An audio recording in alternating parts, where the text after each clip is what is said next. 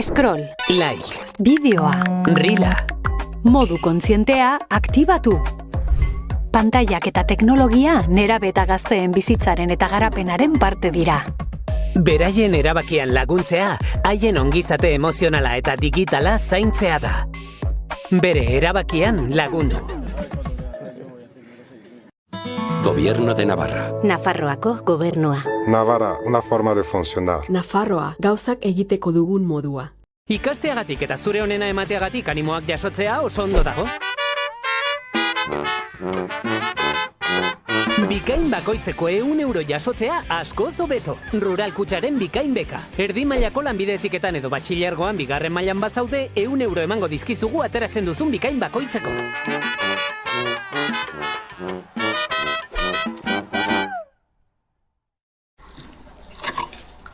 Ze moduz, astea? Ondo. Eta zu? Ondo. Bueno, ni banoa. Bai. Esateko gai ezkarena. Esateko aukera. Teknologiak batzen gaitu. Euskaltel, zer nahi duzu bihar?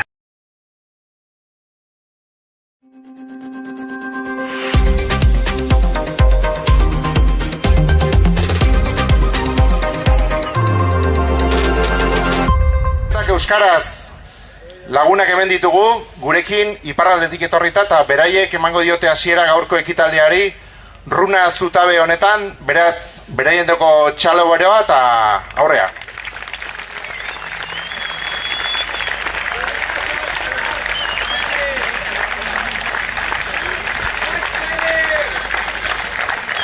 Arratsaldeon, ekainaren 13 honetan, Iruñako karriketan bildu gira, Euskararendako ezinbestekoak diren aldarriak zabaltzeko. Derrigorrezkoa iruditzen zaigu, basoa euskaraz lortzea, Euskal Herria, Euskaldun eta Euskaltzalea izateko. Ikastolako lehen egunetik ohartu ginen, hezkuntza sistema hori etzela gure alde, eta etzela sekula gure alde izanen bojokatzen ez baginen. Hortik fite etorri ziren, erakasle postu eskasa eta azterketak erdaraz iragan beharra. Aldarri hori ez da behia. Duela 20 urte hasi ziren proba guziak euskaraz pasatzearen alde bojokan, izan kolegio bukaeran pasatzen den brebetaren zat, edo liseoko basoaren zat.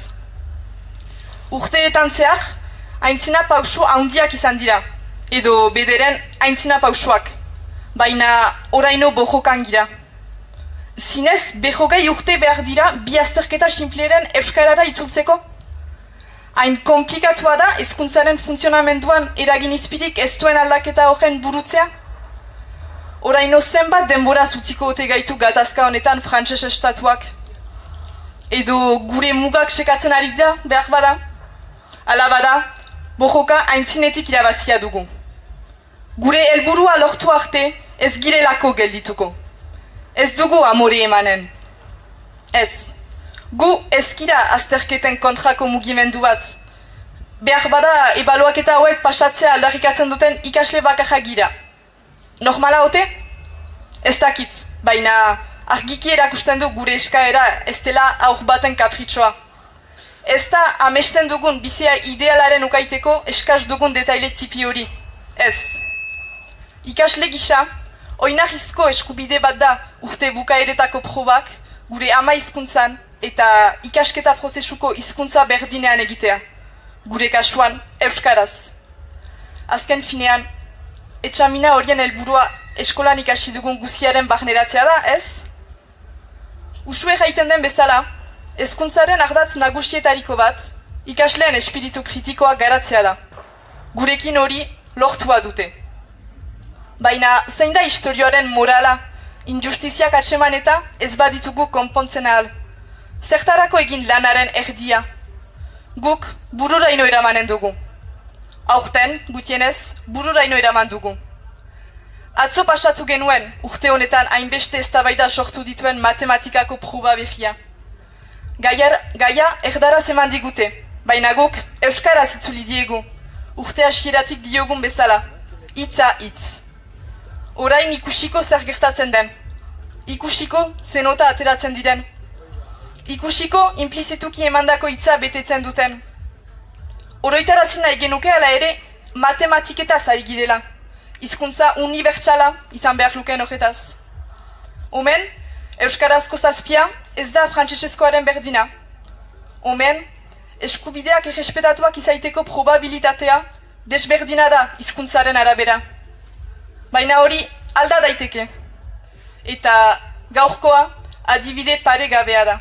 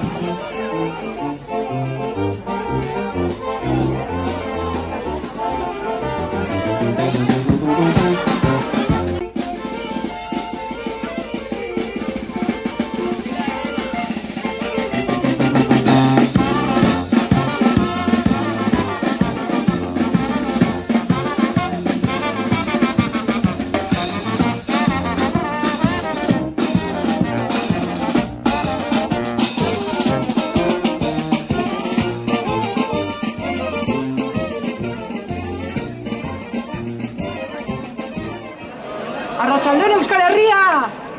Hemen gaude! Hemen gira! Gorputza duen herria, hizkuntza duen bihotza. Bistan da, gure hizkuntzaren bihotza indarrez ari dela. Taupadaka gaurkoan. Gure gorputza mina jasaten ari den bitartean, zenbaitzuk gure gorpuztea galarazi eta trabukatu nahian ari diren bitartean.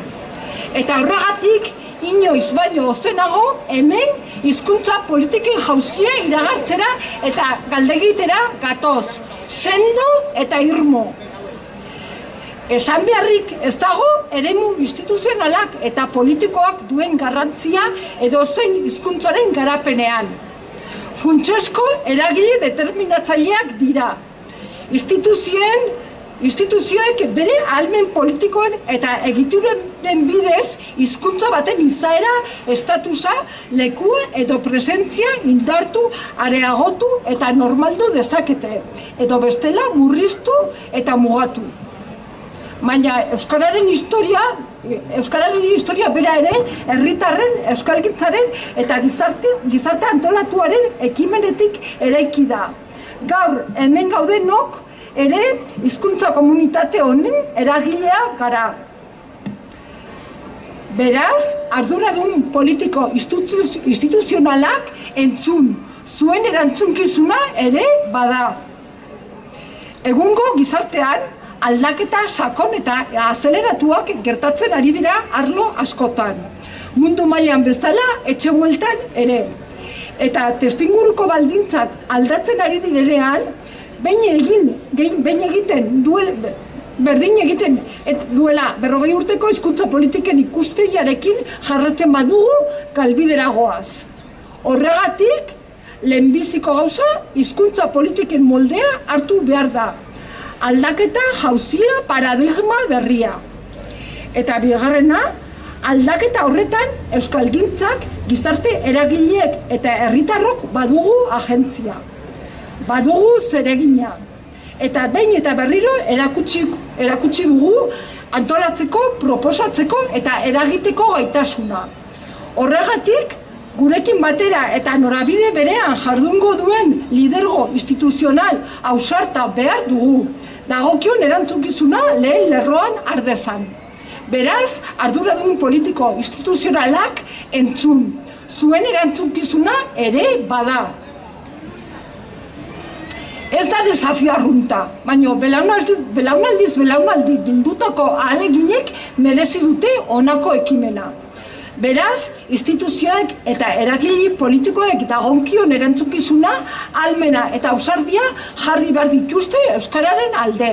Euskalgintzak eta gizarte eragileek erakutsitako bidearekin bat eginez eta paradigma aldaketa elkarrekin sustatuz. Lehentasunezko politiko horien norabideak ezagutza unibertsalizatzea eta erabilera eremuak sortu eta garatzen dira. Beraz, arduradun politiko instituzionalak entzun zuen erantzunkizuna ere bada.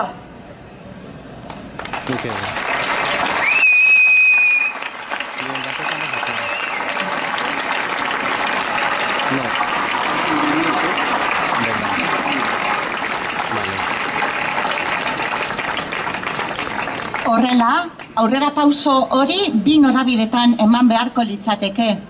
Lehenik, euskararen ezagutza unibertsalizatuz, ezin baitu inorkatzean geratu. Guztiok dugu, gure ahotsa euskaraz libreki eta duintasunez adierazteko eskubidea. Eta bigarrenik, erabilera normalizatzeko baldintzak, espazioak sortuz eta zabalduz. Euskaraz bizi nahi, bizi behar duen orok bere bidea libreki garatzeko modua izan dezan, trabadi gabe. Kalean bezala, enpresan eta administrazioan ere. Urrats hauek erakundeek bultzatu behar dituzte, hasi udaletatik eta eremu bakoitzeko gobernu erakunde nagusietaraino, nork bere erantzukizunaren arabera. Baina euskaraz bizitzeko baldintzak ez dira politika publikoetatik bakarrik eraikitzen. Ikastetxeetan, lantokietan, kultur taldeetan, auzoetan, kalean eta eguneroko harremanetan ere sortzen dira. Hor, ere, bagara eragile. Artean elkarbanatu. Herria baita, gorputza eta hizkuntza bihotza. Gure erantzukizuna da, guztiona. Eta pizkundea ere guztion artean egingo dugu.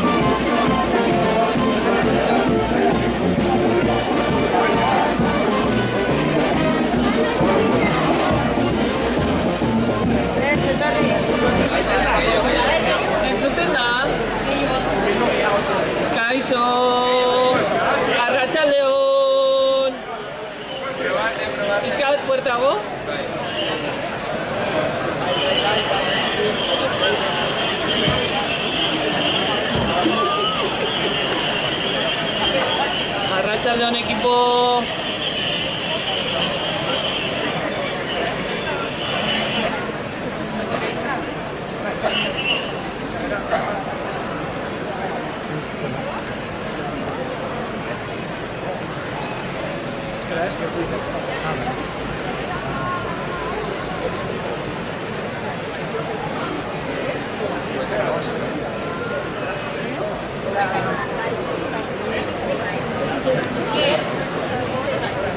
Kaixo, bai...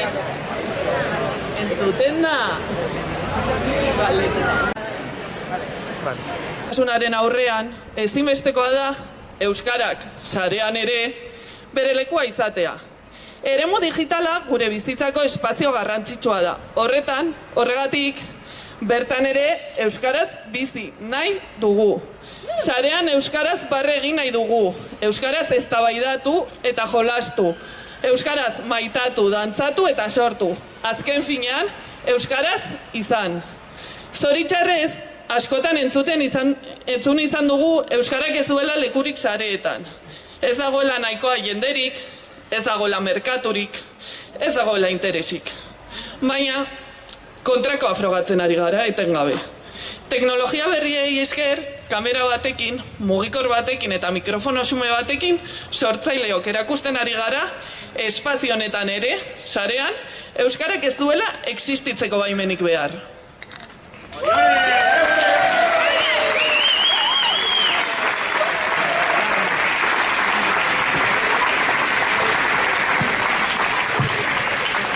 Bideo horretan, batzuetan bakarrik sentitu arren hor gabiltza buru elarri. Gaztelera...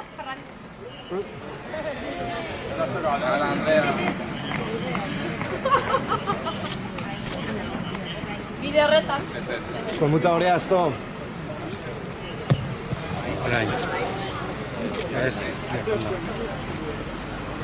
Bideo horretan...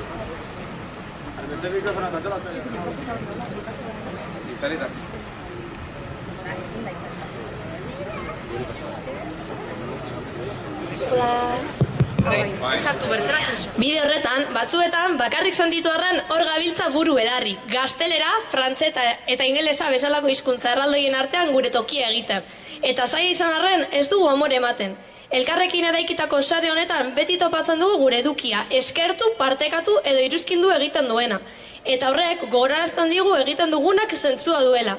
Gaur, komunitate horren parte zareten guztiei, eskerrak eman nahi dizkizuegu zuen babesari esker jarraitzen baitugu aurrera. Eskerrik asko!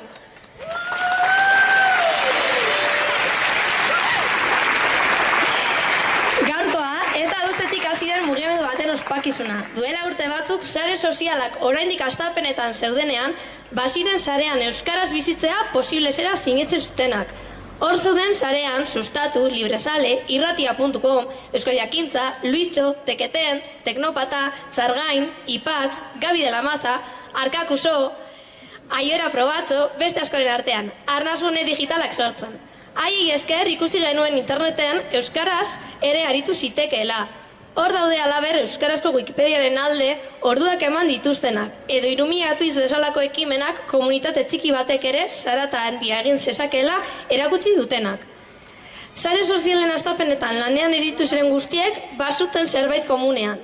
Egiten zutena gustoko zuten. Prozesuan dibertzen ziren. Ez algoritmoagatik, ez diruagatik, ez ikusgarritasunagatik, pasioz baizik. Eta hor dago gakoa, euskara ez da algoritmo bat. Egunero aukeratzen da, egunero elikatzen da.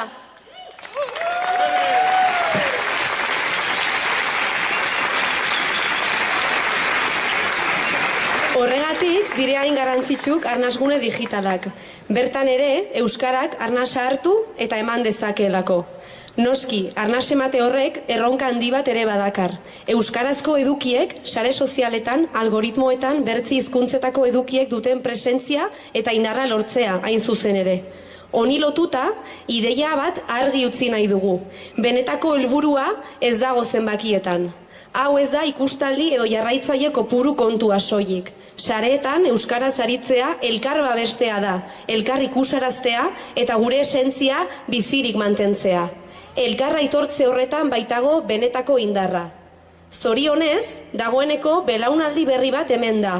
Euskaraz bizi nahi duen gazte komunitate anitza. Hortaz, euskarazko eskaintza askotarikoa izatea ezinbertzekoa da. Euskarak denetarik behar eta merezi du. Gamer batek zuzeneko bat euskaraz egitea bezain garrantzitsua eta beharrezkoa da kulturaz, zientziaz, musikaz, politikaz, literaturaz, modaz edota sukaldaritzaz hitz egitea, umorea sortzea, entretenitzea, aldarrikatzea edota hezkuntzari buruz hausnartzea. Euskarak ez digu soilik komunikatzeko tresna bat eskaintzen, mundua ulertzeko. Egin du Urepeletik Iruñerako bidea eta orain hitz hartuko dute.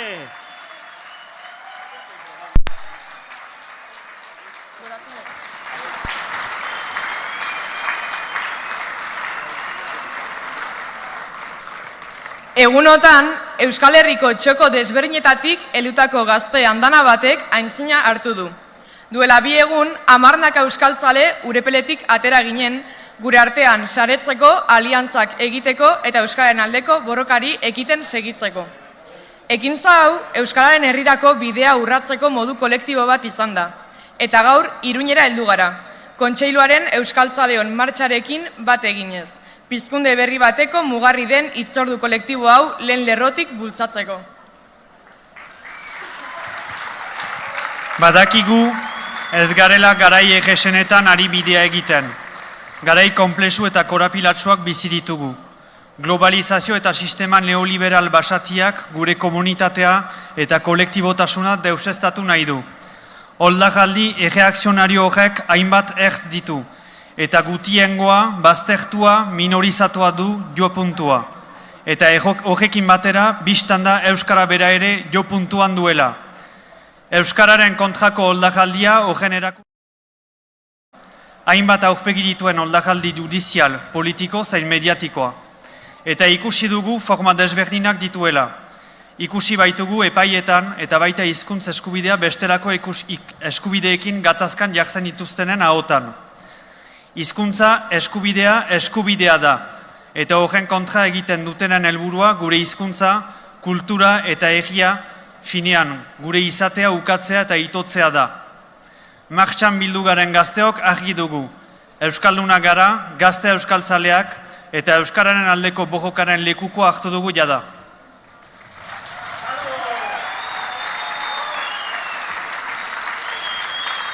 Hizkuntza eskubidea defendatzeak, hots, Euskal Herrian euskaraz bizitzeko eskubidea defendatzeak, Euskal Herrian dauden beste hainbat bizipen eta borroketara hurbiltzen gaitu. Izan ere, aipatutako oldarraldiak hizkuntza eskubideak ukatzeaz gain, beste aurpegi batzuk ere hartzen ditu. Arrazakeria, xenofobia, matxismoa, transfobia. Aspaldi ikasi genuen zapalkuntzak elkargurutzatu egiten direla. Finean, oldarraldiak gu guztiok gaituela jo puntuan. Eta justuki, horregatik diogu, borroka horiek gurutzatzean lortuko dugula oldarraldiari kontra egitea. Gazteok argi dugu, Euskarak guztiok behar gaitu, eta guztiok gara borroka honetan ongi etorriak. Anitzetan, gazteoi leporatu zaigu Euskararen galeraren egua, utzikeria eta konpromiso falta. Baina horiek gezurrak baino ez dira. Aspaldi da gazteok bidea abiatu genuela, gure ekimen propioz Euskararen aldeko borrokarekin konprometitu ginela. Gure forma, molde eta estilo propioak ditugu. Agian aitzineko belaunaldietatik desberdinak dira, baina badakigu Euskara dela munduan egoteko toki eta modua ematen diguna. Anitz dira martxan ematen ditugun ekimenak. Euskarazko aisialdiaren sogeran, Euskal Udalekuak zein Euskara Bentura ditugu adibide. Hainbatetan jautsi gara hezkuntza euskaraz aldarrikatzera. Egin ditugu grebak zein mobilizazioa eta basoa euskaraz aldarrikatu dugu. Gaur aipamen berezia egin nahi diegu desobedientzia ariketa egin duten ikasle guztiei, eredu zarete.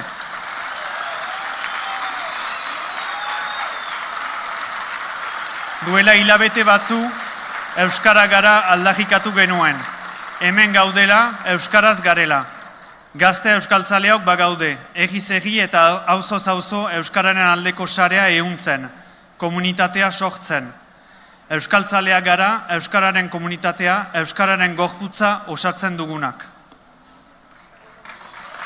Euskarak eta Euskal Herriak pizkunde berri baten beharra du, eta gazteok giltzarri gara pizkunde berri honetan. 3 egunez egin dugun bidea izan dadila pizgarri. Gure auzo eta herrietan euskararen alde antolatzeko eta ekarpena egiteko euskararen herria sortzeko borrokari. Gora Euskal Herria euskalduna! Gora Euskal Herria euskalduna, mila esker Salbat Altzugarai eta Aitzeleko ona. Eta esanen dugu Aritz, euskaraz kantatzen duen herria ez dela inoiz hilko. Beraz, azgaitezen kantuan sardaitezela estenatokira gure joteroak. Aurrera! Oier Zúñiga, Idoia Tapia eta Ainhoa Quintana.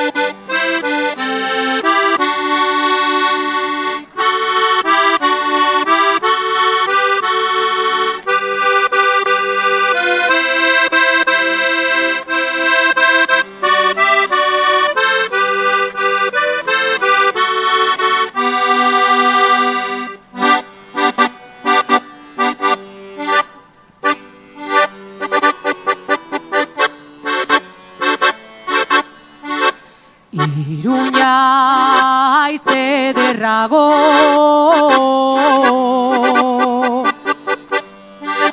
aldarriz piztu haizelako.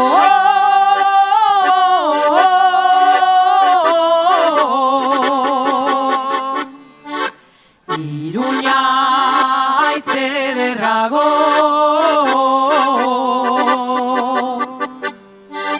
Xurigorria zarago.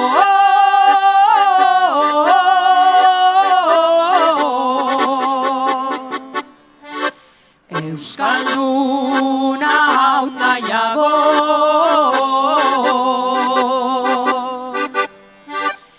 Euskalduna hau nahiago.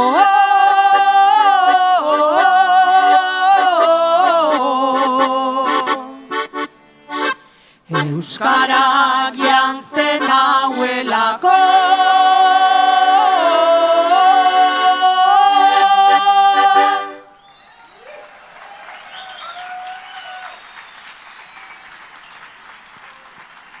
Eta jarraian, Idurre Eskizabeli emango diogu hitza Euskalgintzaren Kontseiluko idazkari nagusiari. Eta berarekin batera, etor daitezela Kontseiluko zuzendaritzako kide guztiak, AEK, Berria, Eluiar, Elkal, Euskal Herrian Euskaraz, Euskal Herriko ikastolak, Euskal Konfederazioa eta Taupa mugimendua.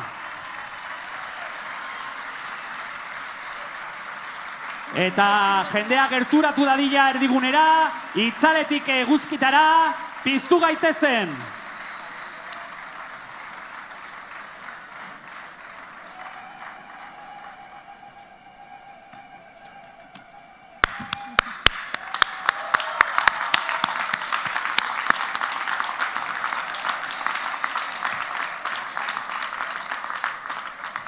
Arratsaldeon Iruña, Arratsaldeon Euskal Herria, Arratsaldeon Euskararen herria. Ze ederra den Joanes Etxeberri Sarakoak orain 3 mende Euskaldunon hiri buruzagi izendaturikoa gaur 2026ko ekainaren 13 bero honetan Euskaltzaleon hiri buruzagi bihurtuta ikustea. Ederra, arrotzekoa, postekoa. Eskerrik asko gure pregoilari guztiei. Eskerrik asko azterketak euskaraz mugimenduari. Eskerrak batuz aldatu dinamikari. Eskerrik asko euskarazko eduki sortzaileei. Eskerrik asko gure joteroei. Eta eskerrik asko zinez gaur, ona, etorri zareten euskaltzale guztiei. Baduzue meritua, badugu meritua, babestu. Zuberoatik, Nafarroa beretik, Lapurditik, Gipuzkoatik, Arabatik, Bizkaitik, Nafarroa garai guztitik, euskararen lurralde osotik etorri gara. Eskerrik asko, bihotzez euskaltzaleok martxan gaudela, euskaltzaleon garaia dela hain argi erakusteagatik. Gaur, euskaltzaleon martxa hau osatzeko, Iruñeko 3 leku desberdinetatik abiatu gara. Baina guztiok Gazteluko plaza honetara iristea izan dugu helburu. Denok hemen elkartu gara. Eta martxa honetara leku diferentetatik abiatu garen bezala, gutako bakoitza leku ezberdin batetatik abiatuta iritsi da euskaltzale izatera. Izango da hemen noski, arnasguneko arnasak aizaturik iritsi denik. Izango da, euskara zaritzeagatik zigortutakoen genealogia osatzen duenik. Izango da, izate baten, nortasun baten, arnasak ekarri duenik. Izango da, justizia eta berdintasun senak egin duenik euskaltzale. Izango da, atzean utzitako sorlekuko hizkuntzaren minak bultzatu duenik. Izango da, komunitate baten gogoak ekarri duenik. Izango da, jakina, horien guztien eta gehiagoren baturaz egin denik euskaltzale. Baina hemen gaude, askotariko lekuetatik abiatu eta hainbat gauzatan ikuspegi eta egiteko molde desberdinak ditugun arren, hemen gaude, elkar hartuta. Larrialdian den euskarari etorkizuna emateko gogoz, euskararen pizkunde berri bat eragiteko senez. Duela 6 hilabete, 2025ko abenduaren 27an, Bilbo izan genuen elkargunen. Neguko solstizio betean ginenez, eguna labur eta gaua luze, Miribilla kirolguneko aterbean batu ginen milaka euskaltzale. Eta euskarari pizkunde berri bat emateko pres geundela esan genion elkarri. Lehen txinparta bat piztu genuen. Orain, udako solstizio aurreratzean, bestelakoa dugu aldartea. Kalera atera gara.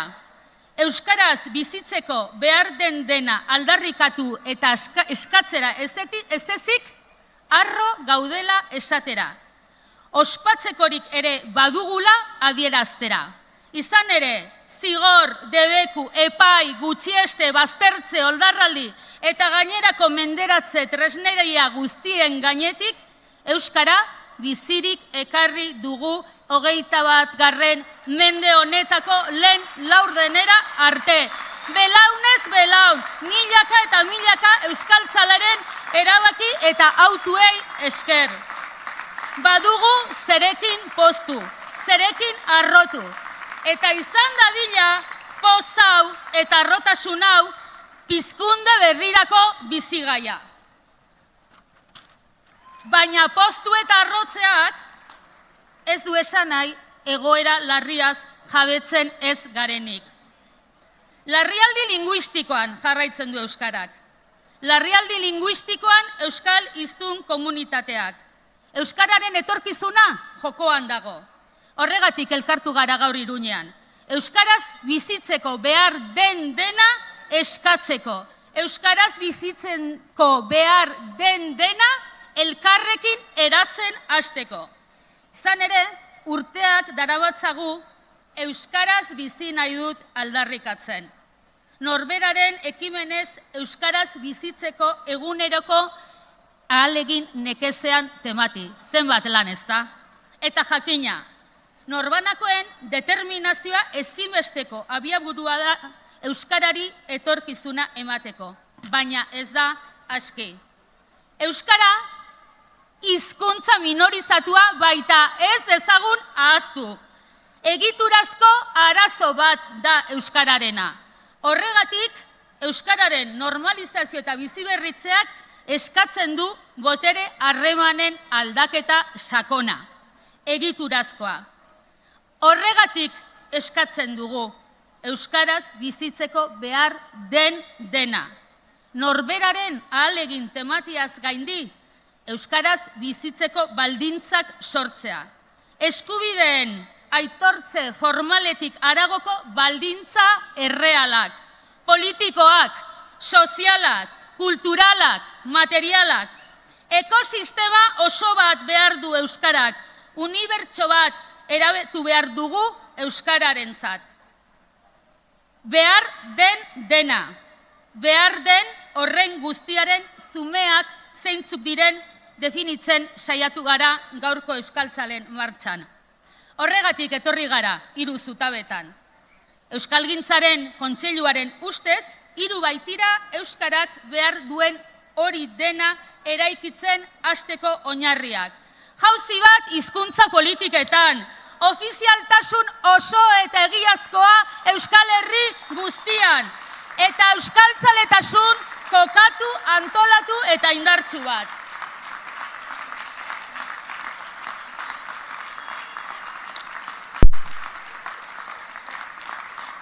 Has gaitezen jauziarekin. Euskalgintza askotariko eta zabalean askotarikoa da jada euskararen etorkizunaren inguruko kezka. Dudarik gabe, azkain hamarkadak irabazpen hamarkadak izan dira, baina ez da aski. Zoritxarrez, datu eta joera soziolinguistikoek, proiekzioek, prozesu hori asko moteldu dela erakusten dute. Oraindik eta gehiago, etena gertatzeko eta atzera egiteko arriskua handia dela. Gainera, gaurko munduak erronka handiak ekarri dizkie hizkuntza minorizatuei. Globalizazioaren aldaera honek bizitzaren digitalizazio eta merkantilizazioak orokorrean eremu denetan boteretsuago egiten du botereduna, ahulago berriz, lehendik egoera zaurgarrian dagoena. Hizkuntzak eta hiztun komunitateak ez gaude dinamika horretatik salbu. Gero eta nagusiago dira hizkuntza hegemonikoak. Gero eta minorizatuak. Eta badugu gainera kontrako beste faktore bat. Hau guztia, munduan gertatzen ari den hau guztia, Euskal Herrian gertatzen ari da euskara betirako gutxiagotuta nahi dutenak oldarraldi betean direnean. Horregatik, euskarak etorkizuna izango badu, datozen hamarkadetan hizkuntza bizi eta noranaiko izaten segituko badu, jauzi bat ezinbestekoa da hizkuntza politiketan. Paradigma aldaketa bat, minorientzako hizkuntza politikak atzean utzi, eta ezagutza orokortzea eta normal erabiltzeko egiazko baldintzak ekarriko dituzten hizkuntza politika, anbiziotsu eta ausartak behar dira. Beste era batera esan da, herritar denak euskararen jabe izango diren Euskal Herria ipar izango duten hizkuntza politikak, Euskal Herri euskalduna bilatuko dutenak. Hori da euskarari etorkizuna bermatzeko bidea.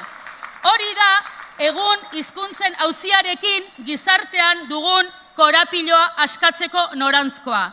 Hori da Euskalgintzaren kontseiluak proposaturiko batuz aldatu dinamikan jasotzen dena, eta jada Euskal Herri osoko 150 eragile sozialek berena egin dutena. Eta bada garaia, jauziari buruz hutsean hitz egiteari utzi eta edukiz betetzeko. Ulergarri, ukigarri eta gauzagarri egiten hasteko garaia da. Jauzi egiteko, nora jauzi egin finkatu behar baita aurrena. Horregatik, gizarte erronka zehartza proposatu dugu Euskalgintzaren kontseilutik. Aztertu ditugu nazioarteko esperientziak, Galeskoa, Kataluniakoa, Galiziakoa. Kontsulta egin diegu Euskal Herriko adituei. Ikasi dugu Ipar Euskal Herrian Euskal Konfederazioak mai gainean jarritako proposamenetik. Eta ona Euskal Herriari, Euskal Gizarteari proposatzen diogun erronka. Irabazi ditzagun 300.000 hiztun 10 urtean. Hau da, bikoiztu dezagun egungo euskalduntze erritmoa. eta era berean gainditu dezagun 20% erabilera langa. Hauek dira egungo atzeraldi arriskuari buelta emateko kopuruak. Beste bizi berritze aro bati ekin diogunaren seinaleak. Pizkunde berri baten zenbakiak. Gizarte erronka bat da. Erronka denez anbiziotsua, baina aldi berean egingarria. Eta gizarte osoari eskaintzen diogu parte izateko gonbidapena, aukera. Erakunde, gobernu eta indar politikoei helburu horietara bideratutako politika publikoak eginez. Hizkuntza politikarako baliabideak adibidez, 0,45-tik 100% handituz. Ofizialtasun osorako urratsak eginez. Alde egotetik, alde egitera, urratsa egiteko garaia da. Baina erronka honek baita ere interpelatzen gaitu, eragile ekonomikoak, sozialak, kulturarlokoak, akademikoak, herritar guztiok azken batean. Denok eragin baitezakegu norazko horietan, bakoitza jakina gure aukera eta arduren arabera. Aurrera egin aurretik, bada ezpada, oharra egin nahi dut. 10 urtean 300.000 hiztun irabaztea proposatzen dugunean, ez gara ari bereziki begia euskal herritar berrien gainean jarrita. Jakina, harrera humano bat eta justizia sozialarekin bat datorrena eskainiko badiaigu migratuei, euskara eskaintzeko bete beharra daukagu. Eskaintzeko bete beharra daukagu. Oraingoz ez gara behar bezala egiten ari. Baina egungo larrialdi linguistikoa ez digute haiek sortu. Larrialdi linguistikoa ez digu inork ekarri. Larrialdi linguistikoa arazoa geuk lehenagotik daukagu. Egiturazko tresna gabezia da gurea, hori da arazoa, ez haiek ekarria. Irabaz ditzagun beraz, hiztunak egiturazko erdalduntze makinari aurre eginez. Esate baterako, Araba, Bizkai eta Gipuzkoako hezkuntza sisteman eredua gaindituz eta euskarazko ikasteredua orokortuz. Edota Nafarroan eta Iparraldean murgiltze ereduak dituzten trabak ezabatuz eta euskararen gutxieneko eskaintza orokortuz. Hori guztia egiteke dago. Edo balia ditzagun politika publiko sendoak, lanarloko liberazioak,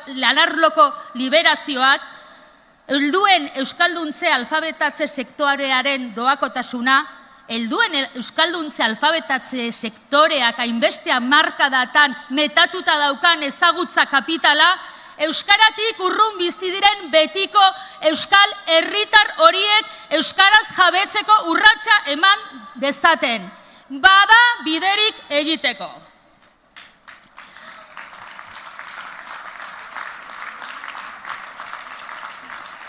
Goazen aurrera. Euskaraz bizitzeko behar den dena.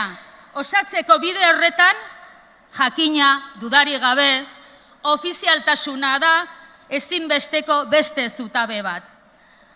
Aldarri hori ekarri du arrotxapeatik abiatu den zutabeak. Ofizialtasun osoa euskararentzat, Euskal Herri osoan. Arkitektura juridiko berri bat. Izan ere, ofizialtasuna da hizkuntza baten aldeko politika publikoak iraunkorki eta bermez egiteko modu bakarra. Zoritxarrez, nor izatearen gutxieneko estatus hori ukatua du euskarak, Ipar Euskal Herrian eta Nafarroa gehienean. Are, Nafarroan, Europan parekorik ez duen anomalia da euskarak bizi duena. Herrialdearen baitan, hizkuntza arrakala handi bat eragiten eta indartzen ari dena. Eta ustez, ofiziala den eremuan, Nafarroako zati batean eta autonomi erkidegoan, desofizializazio prozesu larria gertatzen ari da jada luze jotzen ari den oldarraldi antolatuaren ondorioz. Horregatik diogu, ofizialtasun formala ez da nahikoa. Arkitektura juridiko berri eta sendoa behar du euskarak etorkizuna izango badu. Eta hala eskatzen diegu hemendik horren ardura duten agintari eta indar politikoei. Ez huts egin, euskararen alde ausardiaz jokatu.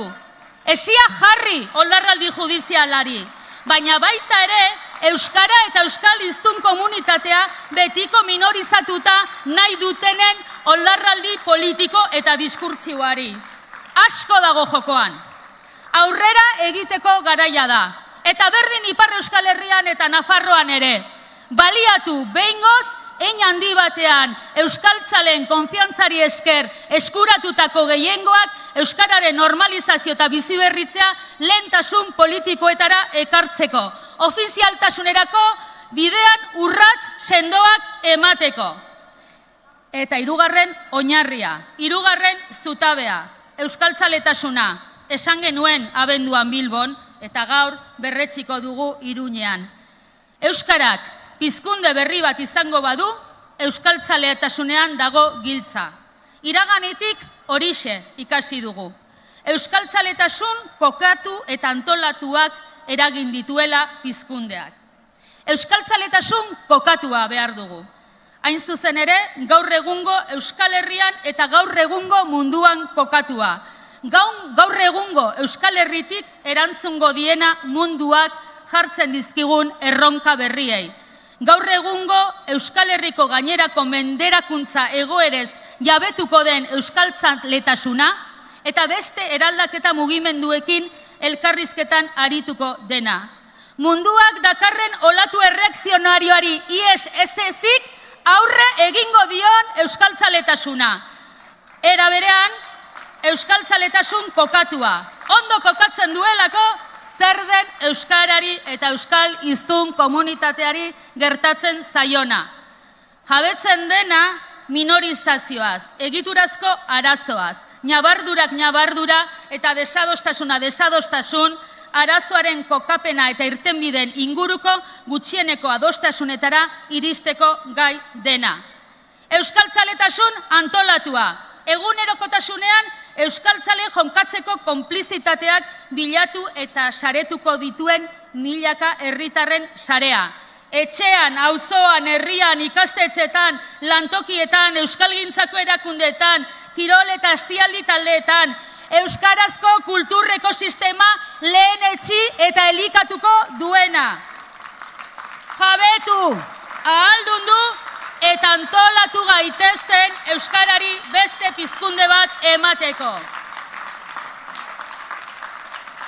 Euskaltzale gisa jabetu, ahaldundu eta antolatzea da hain zuzen ere, erakundeengan, gobernuengan, indar politikoengan eragiteko modua.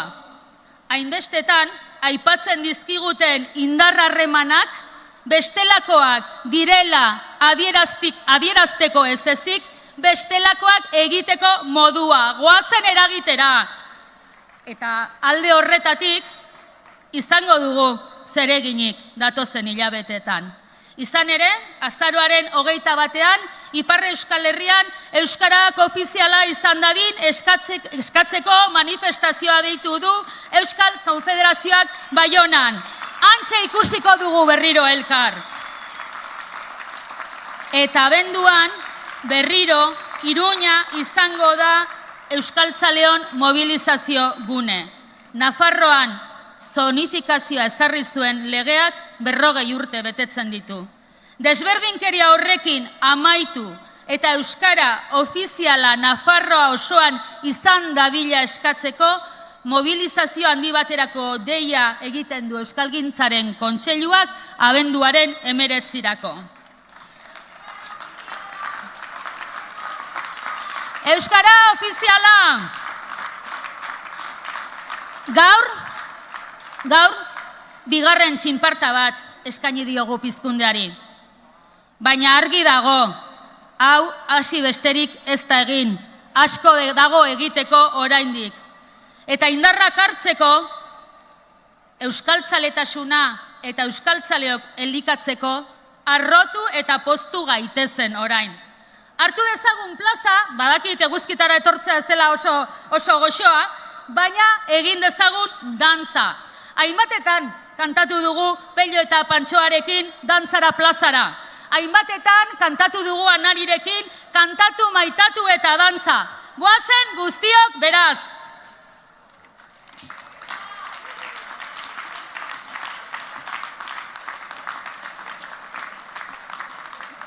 Bai?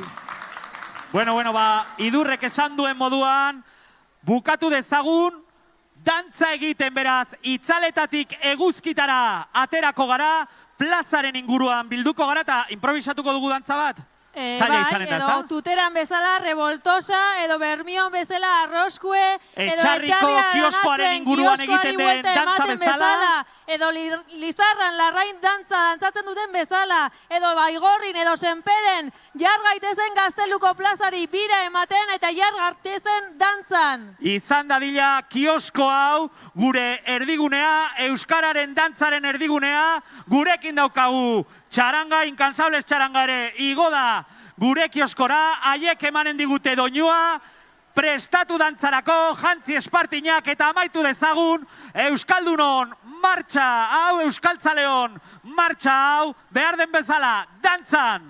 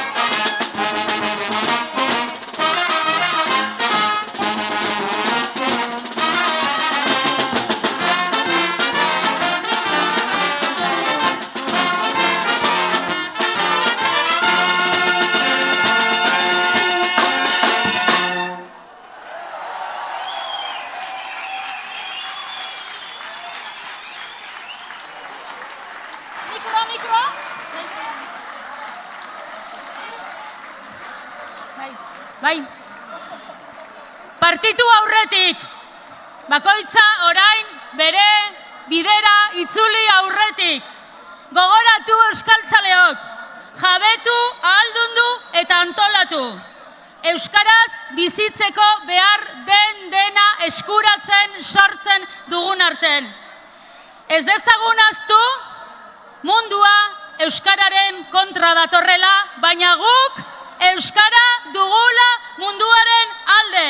Eta esan dezagun ozen, Euskal Herrian, euskaraz! Euskal Herrian, euskaraz!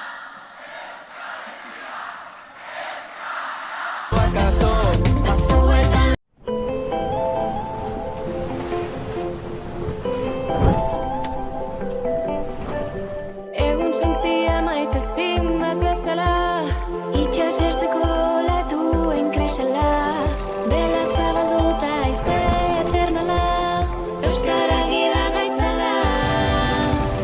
Lagun artean, bizitza ospatean, lehenengo iza ahora ekartzean, irri barretxo bat elkar begiratzean, zuen zutean, desertuan baso, irango du akaso, batzuetan argita besteetan lauso, bide oro egiten da pausorik pauso, eman eta gaso.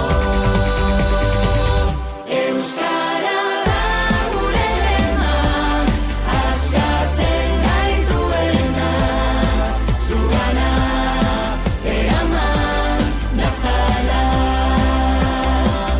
Euskara da gure lema, askatzen gaituena, taupadaz, taupada, euskara. Naiz pozeno jokatu, edo xuxurlatu, erabilezazu, edo nola, ta edo norekin, aldiro hitzekin, eta irmoekin, elkarrekin, loratzeko, fritu emateko, zure hitzak dira guzki printzak, urreztatzea, da maitatzea, hizkuntza zaintzea. Euskara da gure lema, askatzen gaituena, zugana eraman nazala. Euskara da gure lema, askatzen gaituena, taupadaz, taupada, euskara.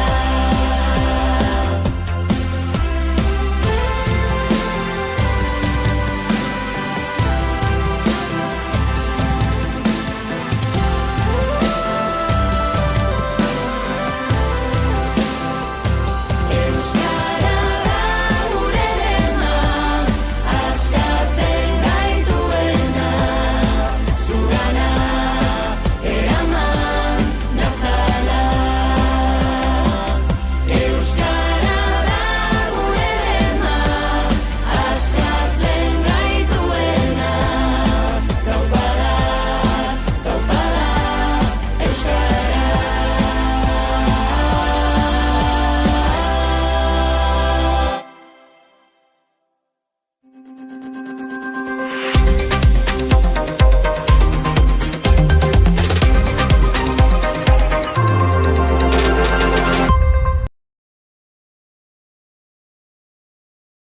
Scroll, Like, bideoa, Rila, modu kontzientea aktibatu.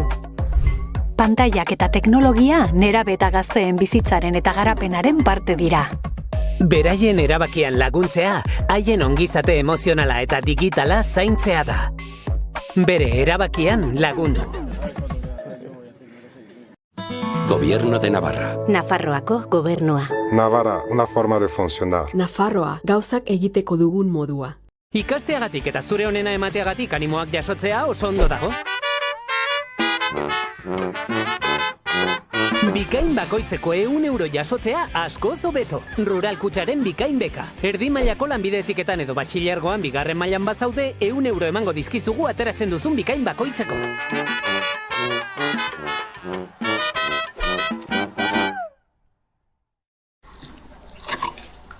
Ze moduz, astea? Ondo. Eta zu? Ondo. Bueno, ida, ni banoa. Bai. Esateko gai ez garena, esateko aukera. Teknologiak batzen gaitu. Euskaltel, zer nahi duzu bihar?